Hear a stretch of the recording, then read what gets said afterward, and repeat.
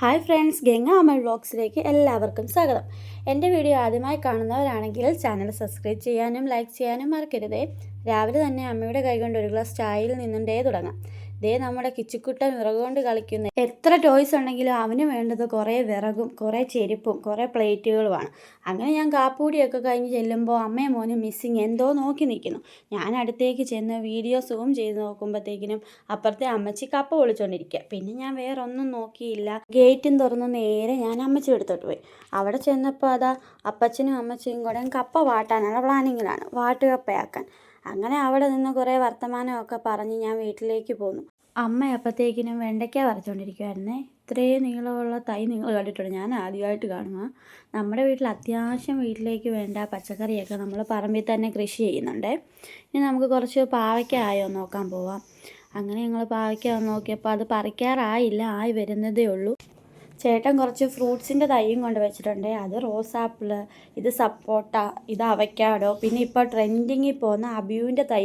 ഇത് നല്ലപോലെ പൂവിട്ടായിരുന്നു, പക്ഷെ അത് ഫുള്ളും കൊഴിഞ്ഞു പോയത്. എന്താ റീസൺ എന്ന് ആർക്കെങ്കിലും അറിയാമെങ്കിൽ ഒന്ന് കമൻറ്റ് ചെയ്യണേ. ഇതാണ് നമ്മുടെ വീട് വരുന്നത്. ഞാൻ ഇന്നലെ പറഞ്ഞില്ലേ നമ്മുടെ ടോബിമോനെ കുറിച്ച്. ഇതാണ് നമ്മുടെ ടോബിമോൻ.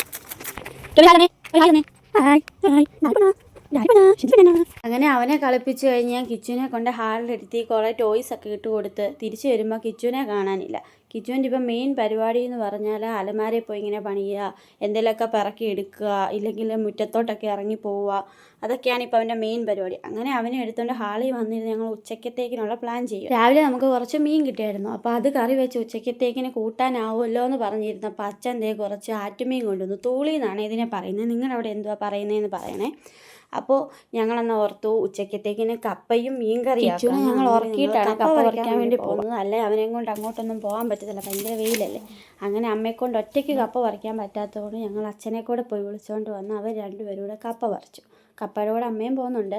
അപ്പോൾ അതിലൊരു കപ്പ മിസ്സിങ് ആയത്. പിന്നെ അവനെ കൂടെ കണ്ടുപിടിച്ചിട്ടാണ് നമ്മൾ വീട്ടിലേക്ക് പോയത്. അങ്ങനെ നമ്മുടെ കപ്പയും കൊണ്ട് പോകുന്ന നമ്മുടെ അച്ഛനെയാണ് ഈ കാണുന്നത്, നമ്മുടെ ബാഹുബലിയാണ് ഇവിടുത്തെ.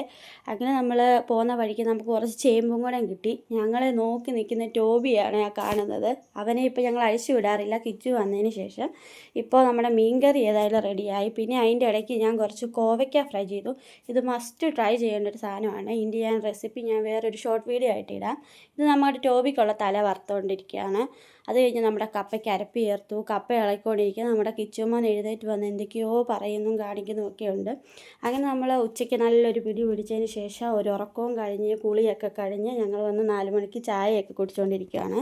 അപ്പോൾ നമ്മുടെ വീഡിയോ ഇഷ്ടമായാൽ സബ്സ്ക്രൈബ് ചെയ്യാനും ലൈക്ക് ചെയ്യാനും ഷെയർ ചെയ്യാൻ മറക്കല്ലേ. ഈ പുതിയൊരു വീഡിയോ ആയിട്ട് വരാം. ബൈ.